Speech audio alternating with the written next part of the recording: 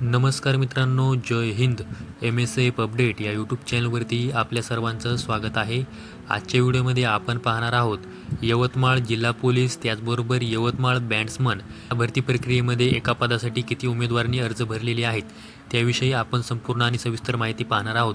सर्वात अगोदर तुम्ही स्क्रीनवरती यवतमाळ जिल्हा पोलीस शिपाईची जी काही जाहिरात आहे ती पाहून घ्या.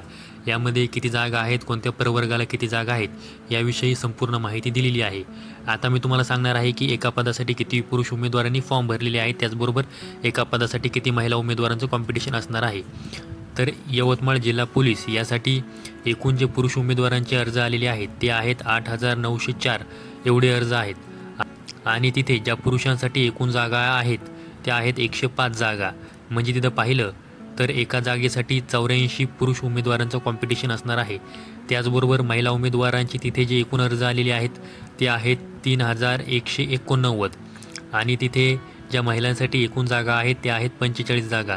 म्हणजे एका जागेसाठी 70 महिला उमेदवारांचं कॉम्पिटिशन असणार आहे. आता यामध्ये मी स्वतंत्र एक थोडी माहिती सांगणार आहे की स्पोर्टमनची देखील माझ्याकडे माहिती आहे.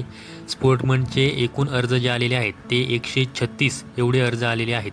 आणि तिथे स्पोर्ट्समनसाठी म्हणजे खेळाडूसाठी एकूण 7 जागा आहेत. म्हणजे तिथे खेळाडूसाठी एका जागेसाठी 19 उमेदवार हे कॉम्पिटिशन करणार आहेत, त्यांचं कॉम्पिटिशन असणार आहे.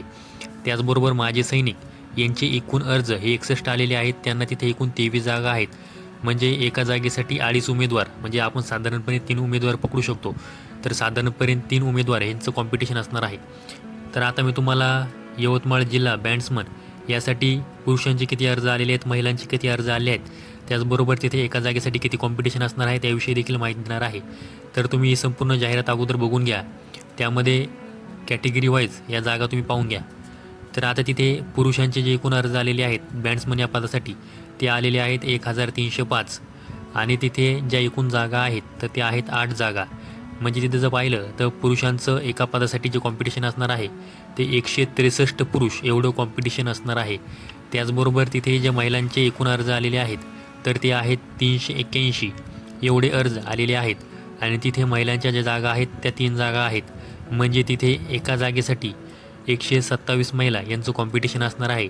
त्याचबरोबर माजी सैनिकसाठी तिथे 1 जागा आहे आणि माजी सैनिकचा फक्त 1 अर्ज आलेला आहे.